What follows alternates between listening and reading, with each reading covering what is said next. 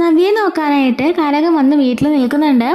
അപ്പോഴേക്കും നയന പോയിട്ട് ആദർശോട് പറയാണ്, ഇത്രയും കാലം ഞാൻ നിങ്ങളുടെ മുത്തശ്ശന് വേണ്ടിയിട്ട് ഒരുപാട് അഭിനയിച്ചു, നിങ്ങൾ സ്നേഹിക്കുന്നവർ നിങ്ങളും കുറേ അഭിനയിച്ചിട്ടുണ്ട്, എന്നാൽ ഇപ്പം നിങ്ങൾ അഭിനയിക്കുന്ന കൂടിയില്ല, പാവം മുത്തശ്ശനെ വേദനിപ്പിക്കുകയാണെന്ന് പറയുന്നുണ്ട്. അപ്പോൾ ആദർശ് പറയുന്നുണ്ട്, ഞാൻ അഭിനയിക്കാൻ റെഡിയാ, പക്ഷെ നീ അത് എങ്ങനെ എടുക്കുമെന്ന് അറിയത്തില്ലാത്തതുകൊണ്ടാണ് ഞാൻ അതിനെക്കുറിച്ച് എന്നോട് പറയാത്തതെന്ന് പറയുമ്പം എനിക്ക് കുഴപ്പമൊന്നുമില്ല, മുത്തശ്ശൻ്റെ ആരോഗ്യം ശരിയാവുന്നുണ്ടെങ്കിൽ എന്ത് ചെയ്യാനും ഞാൻ തയ്യാറാണെന്ന് പറയുന്നുണ്ട്. അപ്പോഴേക്കും നയന പറയാണ്, എനിക്ക് മറ്റൊരു കാര്യം കൂടി പറയാനുണ്ട്, ഒരു പാലിട്ടാൽ അങ്ങോട്ടും വേണം ഇങ്ങോട്ടും വേണമല്ലോ, നിങ്ങളുടെ മുത്തശ്ശൻ എത്രത്തോളം പ്രധാനമാണോ അതുപോലെ തന്നെയാണ് എനിക്ക് എൻ്റെ അമ്മയും. എൻ്റെ അമ്മ ഇവിടെ നിൽക്കുന്നുണ്ട്, എൻ്റെ അമ്മയുടെ മനസ്സിന് പൂർണ്ണ സന്തോഷമാണ് എനിക്ക് ആവശ്യമെന്ന് പറയുന്നുണ്ട്. അതിനിപ്പോൾ എന്ത് ചെയ്യണമെന്ന് നീ പറയുന്നതെന്ന് ചോദിക്കുമ്പം എൻ്റെ അമ്മയുടെ മുമ്പിൽ വെച്ച് എന്നെ ഭയങ്കരമായിട്ട് സ്നേഹിക്കുന്ന പോലെയും കെയർ ചെയ്യുന്നത് പോലെയും നിങ്ങൾ അഭിനയിക്കണമെന്ന് പറയുന്നുണ്ട്.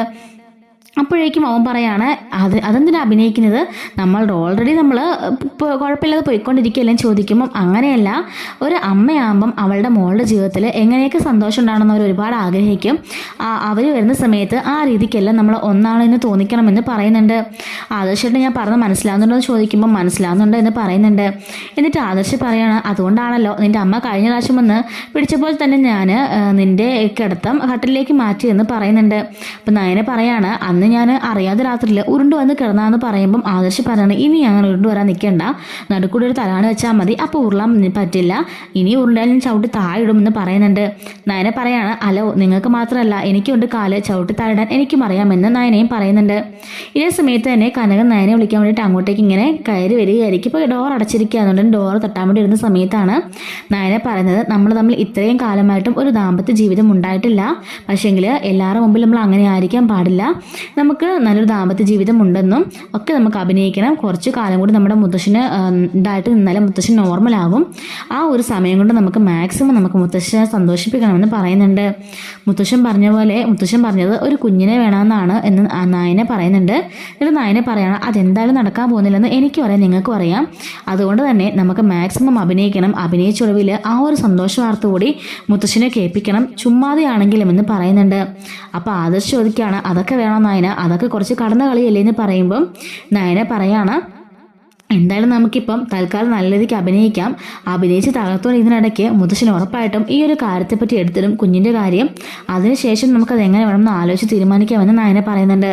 അപ്പോൾ ഇവരുടെ ഈ ഒരു വാക്കുകൾ, ഈ ഒരു പരസ്പരം സംസാരിക്കുന്നതൊക്കെ പുറത്തുനിന്ന് കേട്ട് കനകം അങ്ങ് ഷോക്കായിട്ട് നിൽക്കുകയാണ്. ഇവർ തമ്മിൽ യാതൊരു ബന്ധവുമില്ല, പരസ്പരം ഒരു മുറിയിൽ അഡ്ജസ്റ്റ് ചെയ്ത് കഴിയുകയാണെന്ന് മനസ്സിലാക്കുമ്പോഴേക്കും കനകത്തിന് ഒരുപാട് സങ്കടമാകുന്നുണ്ട്.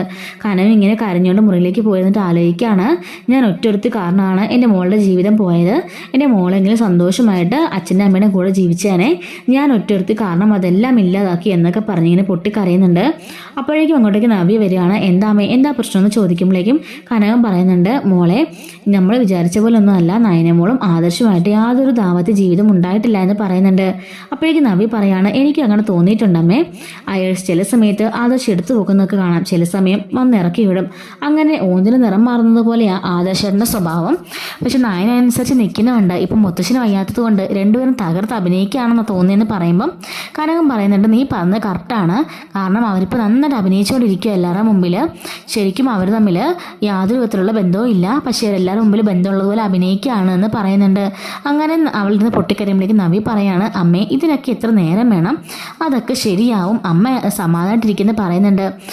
എങ്ങനെ സമാധാനപ്പെടും, നിന്റെ വയറ്റിലിപ്പോൾ ഒരു കുഞ്ഞായി അതോ സമയത്ത് തന്നെ കയറി വന്നവളല്ലേ അവൾക്ക് ഇതുപോലെ ഒരു വിശേഷം ഇല്ലാന്നുണ്ടെങ്കിൽ നാട്ടുകാരും വീട്ടുകാരൊക്കെ അവളെ കുറ്റപ്പെടുത്തുകയല്ലേ, എന്നാൽ അതേ സമയത്ത് തന്നെ ഇതാണ് കാരണം എന്നുള്ളത് ആരെങ്കിലും ചിന്തിക്കുമെന്നൊക്കെ ചോദിച്ച് കനകം കരയുമ്പോഴേക്കും നമ്മി പറയുന്നുണ്ട്, അതിനൊക്കെ ഒരു ഐഡിയ ഉണ്ടമ്മേന്ന് പറയുന്നുണ്ട്. എന്നിട്ട് അന്ന് അഭി തൻ്റെ അടുത്തേക്ക് വരാൻ വേണ്ടി താൻ വശ്യമരുന്ന് കലക്കി കൊടുത്ത കാര്യം അമ്മയോട് പറയുമ്പോഴേക്കും കനകൻ ചോദിക്കുകയാണ്, നീ ശരിക്കും ഒരു ഫ്രോഡ് തന്നെയാപ്പോൾ അല്ലേ എന്ന് ചോദിക്കുകയാണ്. ഒന്ന് പോ അമ്മയെന്ന് പറയുന്നുണ്ട്. അമ്മേ ഈ ഒരു സൂത്രം പ്രയോഗിച്ച് നോക്ക്, ഉറപ്പായിട്ടും നയനയുടെ മുമ്പിൽ ആദർശേട്ടൻ മയങ്ങി വീഴുമെന്ന് പറയുന്നുണ്ട്.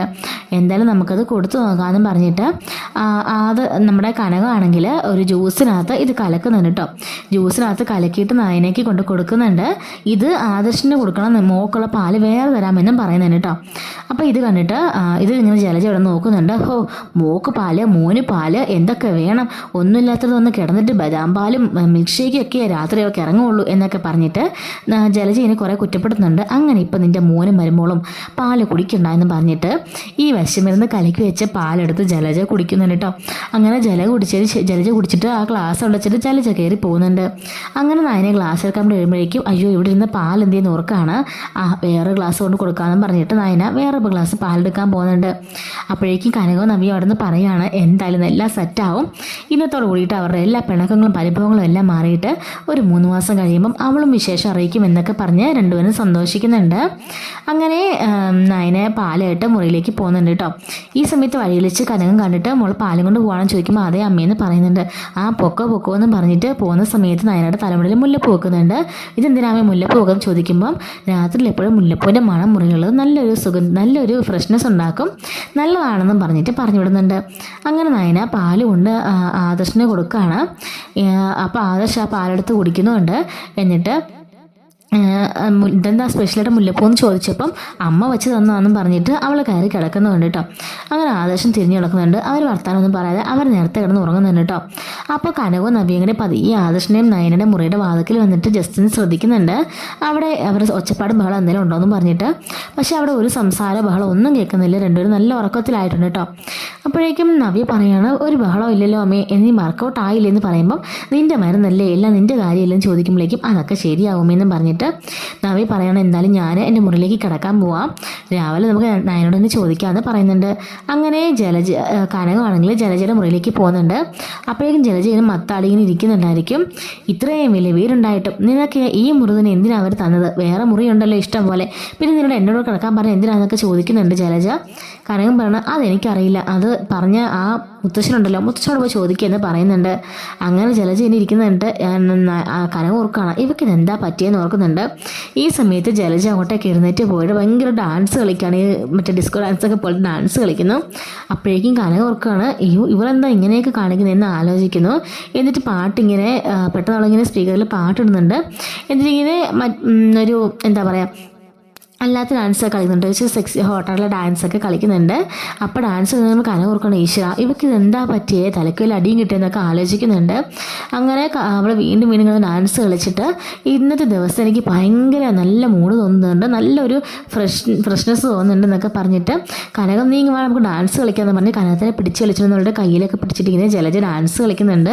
അപ്പോഴേക്കും കനകം ഓർക്കുകയാണ് ഈശ്വര ഇവർക്ക് ഇതെന്താ പറ്റിയെന്ന് ഓർക്കുന്നുണ്ട്. അപ്പോഴേക്കും ജലജ പറയാണ് എന്തായാലും നീ മോക്ക് കൊടുത്തിട്ട് പാല് സൂപ്പർ, ആ പാല് കുടിച്ചപ്പോഴത്തേനുണ്ടല്ലോ ഞാനിങ്ങനെ ആകാശത്തിൽ പറന്ന് നടക്കാന്നൊക്കെ പറഞ്ഞ് പെട്ടെന്ന് അവിടെ അവളെ ജലജ ഇങ്ങനെ വീണ് പോകുന്നുണ്ട്.